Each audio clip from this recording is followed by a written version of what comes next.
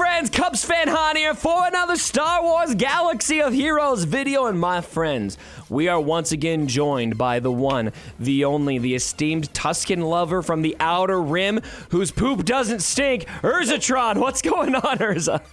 Brother, Are you smelling your poo over there? Yeah, man. I don't know where that came from. It just felt right. Brother, I'm happy to be here. It is going to be a great video. We got top-notch energy once again. Oh, yes. Of the nerds. We got two halves to this video, as always, ladies and gentlemen. If you want to go check out the first half, you got to go check it out on his channel. We talked about all of these great subjects, new content in Galaxy of Heroes, which is so prevalent. Rey or Kylo, and then some passion projects. I shared a few fun ones, and so did Urza. But today, we're going to start with our meme of the week. Now, Urza, have you seen this meme of the week? I haven't. You're going to have to link this to me when you talk about Okay, I don't have you showing my screen, so you need to go to Reddit right now, all right? Okay, go to the Reddit. Galaxy of Heroes subreddit so you can look at this with us. It is the top post, all right? I'll wait to transition this scene until you do it. Okay, the only character in SWGoH. There we go. So this has Ooba. I just love the abilities, and then I love the relic too. Padme's face. That is great. It's so funny too when I saw this for the first time in my mind. I was like, oh, I didn't look at the abilities yet, and I just thought, oh, it better be Uba, and then sure enough, Uba. Yeah. It's got to instantly defeat Padme. That's the rule with Uba. Question for you: you have how many kids? I have 2 kids. You have 2. I've got 2 too. So how many times when your wife was giving birth did you say Uba to her? I was trying not to faint because my wife had a C-section. Oh. The doctor poked me and he goes, "Hey, you want to check something out?" I'm like, "Okay." He goes, "Check this out." I look over, look down. I can see my wife's insides. And my wife is talking to me on the other side. It was wild. It was wild, man. No. Don't do it. No. Don't do it. No. If I was talking to that doctor, I would have been way on the other side of that curtain, and I would have said, "I don't want to be anywhere near," because I will faint. He goes, you want to look at this? I go, "Nah, I'm good." And he's like, "Nah, you're gonna look at this." Oh my gosh, he made you do it. He made me do it. What a douche. And it's burned in my mind. So anyway, Uba Hall. Okay, I don't know how we got on this tangent, but moral of the story is Uba. Let's move on before I faint. I learned at a very early age that I was not going to be a doctor when I saw blood at one point, and I was like, So yeah, that's not the life for me. YouTube is a life for me. All right, we got to talk about 2020 so far. Now, we kind of hit on this a little bit on your channel, but I just want to ask Urza as a point of conversation. Do you feel like 2020 is off to a good start for Galaxy of Heroes in general? I would say unequivocally, no, not at all. And we talked about this on my channel. It's just, there's no content right now, man. And yeah, it's hard for me as a pseudo whale. I wouldn't call myself a full-on whale or kraken or anything like that. But I'm a guy who has a channel that makes content around this game. So that means I have to spend money. Right now, there is nothing enticing me to spend money. Disclaimer, you don't have to spend money. I make content for the game, and I don't spend money on my main account. You can stop. And I feel like here's the sad thing, Cubs. I feel like spending money has gotten me in a worse situation with the game competitively than when I was just kind of doing it all, I was talking about that with Arnold when we were over at Disneyland, that he feels like all of the whaling is done. While it really helps his channel in a lot of ways, it's made his grand arenas very difficult.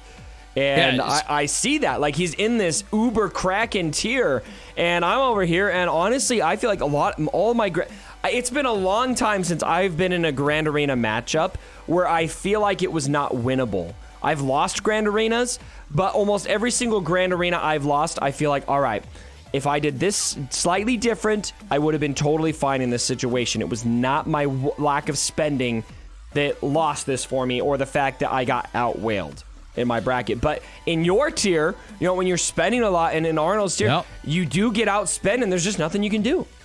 Right, and I feel like the matchmaking is really hurting me now. I'm not going to sit here and complain because my choices are my own. I made the choices to relic Rolo, to relic Cassian. Dude, you got a relic 7 Cassian. Yeah, I made these choices. But here it is. The matchmaking looks at it and says, oh, you got relic here, relic here, relic here. It doesn't look at the character. While the other guy has a fully fledged team of Night Sisters, I got Rolo and Cassian. So that is where I'm seeing my issues. Isn't it sad though? I think this is a little bit of a tangent that the game would punish you for being passionate about Carrie Fisher's appearance in the game as Rolo, or being passionate about Diego Luna. Yeah, I mean, it's just wild to me that they would punish people for playing the game their own way. That's a hard fact to I think it's an unintentional byproduct of the system. I don't think they mean to do that, but that's what literally happens in your case. So, yeah, I'm going to agree. I feel like 2020 is off to a really rough start, and I think probably why I'm so disappointed so far is the fact that CG I feel like they did a Q&A where they got a lot of people feeling pretty optimistic about 2020.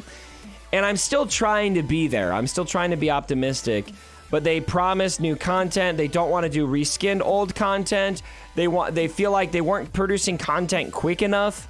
They called all of those issues out, which are issues that I just had my hands in the air singing hallelujah to, because it is what I think is the biggest issue with the game. And now we're sitting here. It's February 11th while we record this video. And we've only got a few new characters and a 24-hour assault battle to speak of for the entire year so far. What's up with that, man? Crazy. And here's the thing, man. A month and a half already gone of this year. You might as well write December off. So that's 2.5 months already gone. Yeah, we know they don't do anything in December. So right. I mean, I can respect, give them a break. We take breaks too, but still.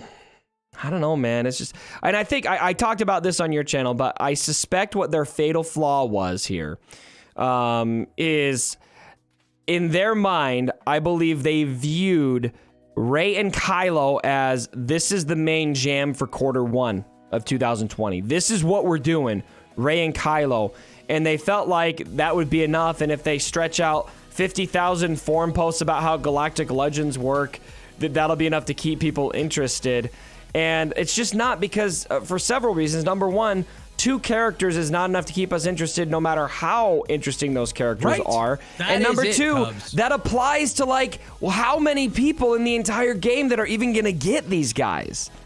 So even their main jam, I'm not interested in. That's their strategy. 2 characters for the entire Q1. It's just stupid, man. I hate to be negative, but it blows my mind. I know, me too. So the optimist in me says, all right, let's just get through this quarter, and then whatever's coming next, hopefully that's going to be great, because they did call these issues out, and I'm just, as a huge diehard fan of this game, I love the game. I'm cheering for them. I want them to fulfill the promise and bring us more content, because it's what we desperately need. So let's talk about one thing. You mentioned this trickling out of information on these little random posts like we saw today, and we're not going to talk about that. We're talk about that next. But okay. Do you think that's an effective communication strategy? Because I saw that, and I'm like, oh, thank heavens, news. Thank heavens. And then I read it, I'm like, what is this? So I'm going to give you 2 perspectives here, all right? I love it as a YouTuber. Right. Because every new post I can make a video on, right? So I do like it selfishly, but the community, it doesn't really benefit them much. Like, everybody read that post today, and I was kind of, even while I made my video, a lot of times what I do is I see there's a post, hit record while I read it and react to it with everyone live. And as I was reading through the post for my video today, I was like, this is basically telling us nothing. Like, this... So mastery, basically what they told us is, we told you already that the Galactic Legends are going to affect mastery stats. Here's what the mastery stats are that you already know. That's what it's going to affect. Like, I mean, I'm trying to understand why they felt like the post was necessary for that. I don't really understand it.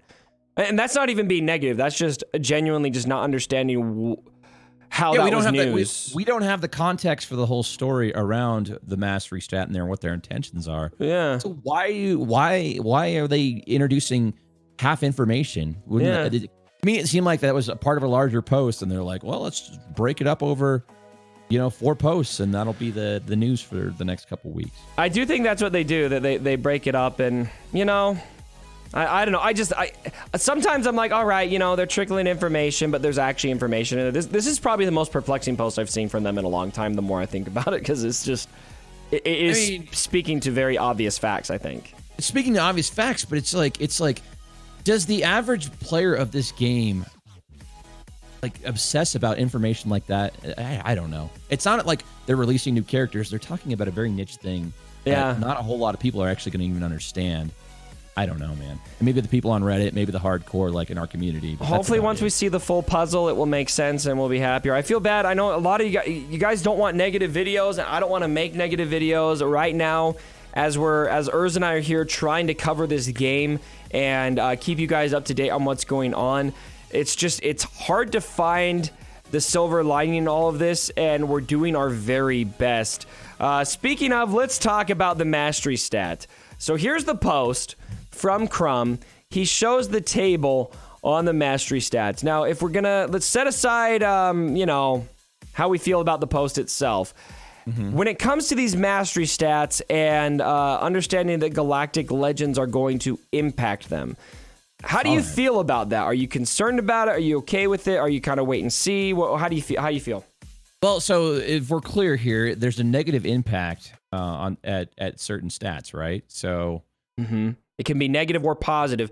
Now, I want something I'll clarify too, because this is something I kind of freaked out in my video because I wasn't thinking straight. Or I didn't think of one thing, but it mentions that health being manipulated can't go below 1. And I was thinking, holy crap, if they need to clarify that your health can't go below 1, how big is the impact of this going to be? But then somebody casually pointed out in the comments, B1. B1's health is 1. And so, okay. So basically, I hope... That makes sense. I really hope that clarification is there exclusively for B1, because it just doesn't make sense for anyone else, unless it's massive, massive swings. But that would be too broken. So what are we saying here? That these Galactic Legend characters will influence the mastery stats of those on the squad with them? Is that what we're saying here? It's both. So they've already told us this, that they're going to influence. Kind of the suspicion I have, by the way, is that Rey will buff her team in terms of mastery, and Kylo will nerf the other team with their mastery. Yeah. It kind of makes sense, kind of in thing with, dark side, light side. But we don't know that. That's just kind of what I think it's going to be. Yeah. I mean, I guess, again, it's hard to react to something like this without knowing the full story. And I mean, I think if it introduces new cool ways of theory crafting, if you put Rey with Gamorrean Guard and she negatively impacts his health pool, but he's got a giant health pool, then he gets some sort of crazy bonus for that. I think if they go that route and that offers cool theory crafting, I'm all for it, man. I feel like what's her name in Mean Girls? Stop trying to make Gamorrean Guard happen, Urza. It's not happening. You're so fetch. It's not going to happen, Cubs. That is something, I mean, when we look at the Galactic Legends, there's a lot of things that I think we're hesitant about, but I do love the idea that they've introduced that they want them to be more standalone. I really hope that they mean that, because I think something that I've been disappointed about with this game is how far away it's gone from theory crafting. And that's why I think Wat Tambor is my favorite character of 2019. Oh, he's fantastic. Because he enabled, I mean, how many squads have you seen Wat fit into? How many different squads? He's actually brought legit theory crafting back to this game. And so if Rey and Kylo both do that again, I'm all for it. 100% Cubs. I hope we see more characters like Wat. And if that is through Rey and Kylo, I'll be excited. Yeah, that's a good positive change. Absolutely. All right, my friends, that is going to do it for today. I hope you guys enjoyed this video. Again, go ahead and check out Urza's half of the video over on his channel. Urza, before we leave today, any final comments? Anything you want to say to everyone out there in the Cubs fam? I hope you guys invite me to Disneyland. Yeah, we were talking. We all got together and we're like, that Urza guy, he's a piece of work. We're not taking him to Disney with us. That guy. No. Yeah, man. We honestly, I would have loved you to be there, man. And we did. It wasn't an exclusion. well, we talked about this, but just so everyone knows, there's no like beef or anything. We got together and we didn't think to invite a bunch of people. I don't know. Well, if anything, it made my relationship with Mobile Gamer and Arnold a little bit better, I'd say. Oh, good. Yeah. Mobile Gamer, I got to say, I love Mobile Gamer and Arnold both. But I just want to call out that if you meet Mobile Gamer in person, I don't think anybody on the planet could meet him in person and not like him. He's just such a genuine, wholesome dude. Certified G in person. Love that guy. Amazing. Yeah, you guys watching his channel, you do not know how great of a person he is. So, little love for Mobile Gamer out there. Every time it comes up, I'm just like, I freaking love that guy. He's so awesome. So. All right, everyone, that's going to do it for today. Thanks again for joining the video. If you enjoyed it, please drop a like. I would very much appreciate it. And as always, my brothers, don't forget, punch up first. All right, man. I'm probably going to end up going with all your audio because you were dodging in and out on the audio a little bit toward the end.